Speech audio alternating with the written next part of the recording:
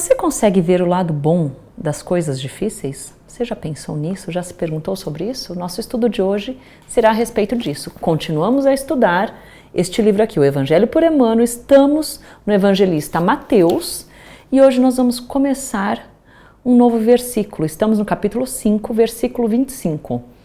E é o seguinte: sê benevolente depressa com teu adversário, enquanto estás no caminho com ele, para que o adversário não te entregue ao juiz e o juiz te entregue ao oficial e sejas lançado na prisão. É uma grande advertência de Jesus. Nós vamos hoje estudar, o texto se chama Perante os Inimigos, vocês vão conseguir encontrar neste livro. Vocês também vão conseguir encontrar em Reformador de maio de 1962, página 104, assim como no próprio Google, se vocês digitarem esse texto. Então, vamos lá. Ser benevolente. Será que nós somos benevolentes efetivamente com nossos adversários? O que é ser benevolente? Será que nós conseguimos entender o lado dele, nos colocarmos no lugar dele e verificar que aquilo talvez nós também faríamos igual a ele, igual o que ele fez se nós estivéssemos na mesma condição? O que nós conseguimos fazer por ele, pelo nosso adversário, o que será que a gente consegue? Será que esse benevolente, se a gente trocar por respeito, a gente consegue ter respeito pelo nosso adversário? Porque quando a gente não gosta de uma pessoa, que a gente acha que ela é nossa adversária, que é nosso inimigo, não existe nem respeito, não existe consideração, não existe nada. Isso é natural do ser humano, ainda enquanto o orgulho, o egoísmo está muito presente na vida dessa pessoa. Mas se a gente começar a enxergar o nosso inimigo com respeito, porque talvez ele não pense igual a nós, mas talvez quem esteja com a razão é ele, não nós. Será que a gente já pensou? Por isso que a pergunta: você consegue ver o lado bom nas coisas difíceis? Porque tudo que traz dificuldade para nós tem um lado bom. Basta a gente começar a enxergar. Vamos começar o texto, então. Perante os inimigos. E aqui já vem a primeira pergunta. Quem são nossos inimigos? Eu não tenho inimigo. Imagina que eu tenho inimigo. Muitos de nós vamos falar isso. Mas será que a gente não interpreta inimigo como aquela pessoa que pensa contrário a nós? Muitas vezes, se a pessoa não pensa igual a nós, ela já não serve para nós.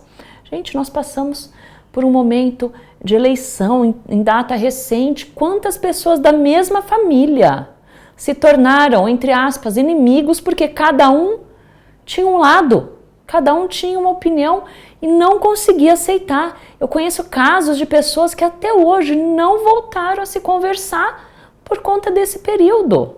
Olhem só o que nós fizemos, o que o nosso orgulho fez, o que o nosso egoísmo fez. Então, nós não somos nem benevolentes, às vezes, com essas pessoas que estão dentro de casa. Imagina com uma pessoa que não está na nossa casa, que não é daquele nosso círculo mais próximo. Mas vamos ver o que Emmanuel vai nos ensinar. Diante dos inimigos, preservemos a própria serenidade. Já começou dando um belo puxão de orelhas, né? Diante dos nossos inimigos, vamos manter a nossa serenidade. Quantos de nós perdemos o controle quando estamos diante do inimigo? A gente perde o controle, efetivamente.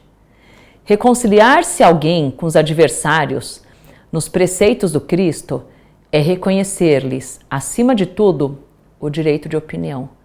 É respeitar o nosso adversário. Então, quando a gente se reconcilia com ele, a gente aceita o direito de opinião dele, a gente respeita o que ele pensa, respeita como ele faz, respeita ele como um todo.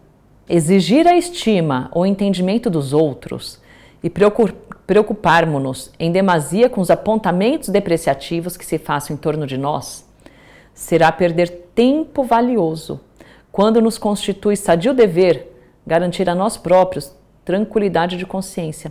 A gente perde tanto tempo da nossa vida com os apontamentos depreciativos que as pessoas fazem a respeito de nós por conta das nossas próprias inseguranças.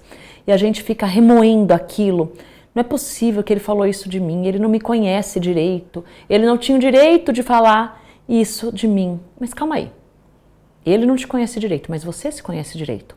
Você sabe quem você é e quem você não é. E se você não é aquela pessoa, se você não é daquele jeito que terceiro falou que você é, então se mantém tranquilo, sereno, que é o que Emmanuel está nos explicando aqui, senão a gente vai perder um tempo valioso, porque constitui sadio dever garantir a nós próprios tranquilidade de consciência. Se eu sei quem eu sou, se eu tenho certeza, convicção de quem eu sou, não é um apontamento negativo do outro que vai me tirar tranquilidade, porque eu tenho segurança a respeito de quem eu sou. Então é isso que ele está nos mostrando aqui. Vamos parar de perder tempo valioso se a opinião do outro não é tão boa sobre nós. E eu digo mais, às vezes aquele apontamento que o outro está fazendo, talvez é uma oportunidade de reflexão de alguma coisa que a gente pode melhorar.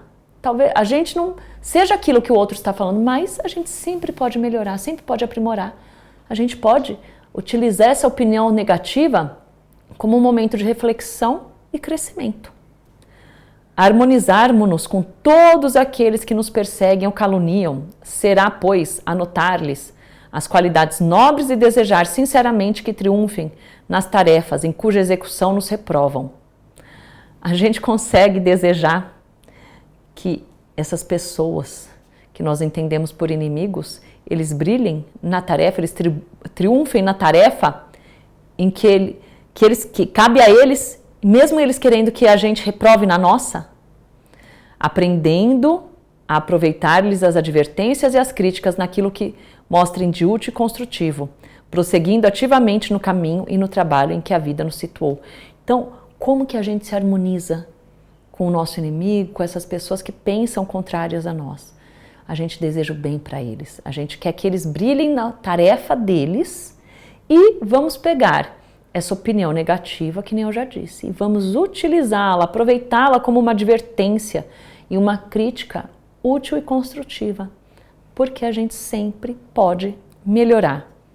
Renunciemos assim à presunção de viver sem adversários, que em verdade funcionam sempre por fiscais e examinadores de nossos atos, mas saibamos continuar em serviço, aproveitando-lhes o concurso sob a paz em nós mesmos.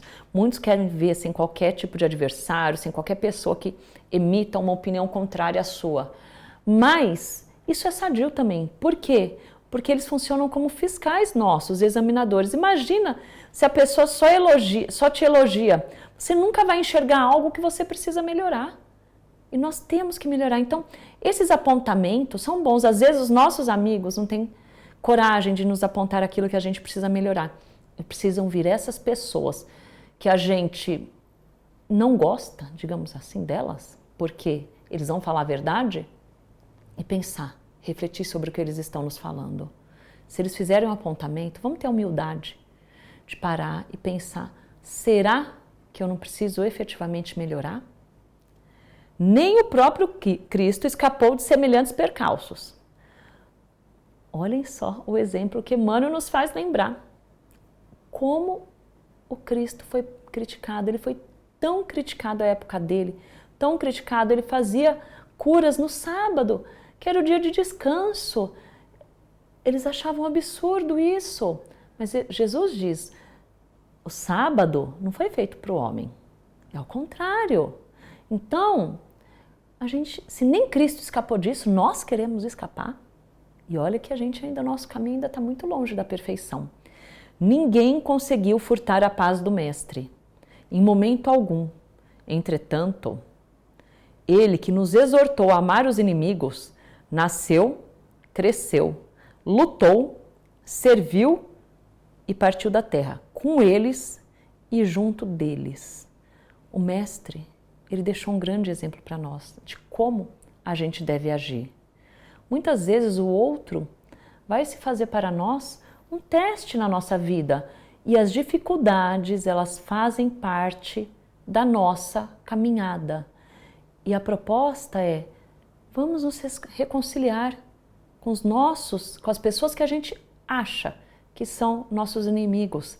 através da serenidade dentro de nós, da harmonização com eles, porque vamos lembrar que nem Cristo também teve esse caminho tranquilo, porque nós queremos passar uma vida e não aceitar nenhum apontamento. Não, Cristo ouviu todos os apontamentos e em nenhum momento ele perdeu a paz dele. Nós precisamos aprender então a nos conhecermos, aceitarmos as críticas e melhorar.